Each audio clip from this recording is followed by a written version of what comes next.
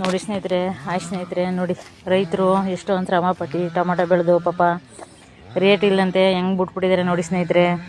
ಇದು ಬೆಳೆ ಗಂಟೆ ಎಷ್ಟು ಕಷ್ಟ ಗೊತ್ತಾ ಸ್ನೇಹಿತರೆ. ಇದಕ್ಕೆಲ್ಲ ಕಂಬ ಹಾಕಿ ಈ ಥರ ದಾರ ಬಿಟ್ಟು ಇದೆಲ್ಲ ಎಳೆದು ಇದೆಲ್ಲ ಮಾಡೋ ಗಂಟ ಪಾಪ ರೈತರಿಗೆ ಎಷ್ಟು ಹಿಂಸೆ ಗೊತ್ತಾ ಸ್ನೇಹಿತರೆ.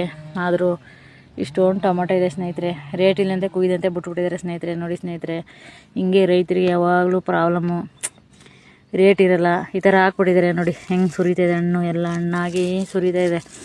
10 ರೂಪಾಯಿನೂ 1 kg ಇಲ್ಲ ಅಂದಮೇಲೆ ಹೆಂಗೆ ಸ್ನೇಹಿತರೆ. ಇದು ಮಾಡಿರೋ ಕೂಲಿಗೆ ಔಷಧಿ ತಂದು ಗಿಡ ತಂದು ಹಾಕಿ ನೀರು ಡ್ರಿಪ್ಸು ಇದೆಲ್ಲ ಹಾಕಿ ಇದೆಲ್ಲ ಮಾಡೋ ಗಂಟೆ ಎಷ್ಟು ಕಷ್ಟ ಗೊತ್ತಾ ಸ್ನೇಹಿತರೆ. ಆದರೂ ರೇಟ್ ಇಲ್ಲ. ಇಷ್ಟೇ ಹಿಂಗೆ ಸ್ನೇಹಿತರೆ. ನೀರಾವರಿ ಜಮೀನಲ್ಲಿ ಹಿಂಗೆ ಒಂದು ಫಸ್ಲು ಚೆನ್ನಾಗಿದ್ರೆ, ಚೆನ್ನಾಗಿ ಒಳ್ಳೆ ರೇಟ್ ಇದ್ದರೆ ಇನ್ನೊಂದು ರೇಟ್ ಆಗೋಲ್ಲ.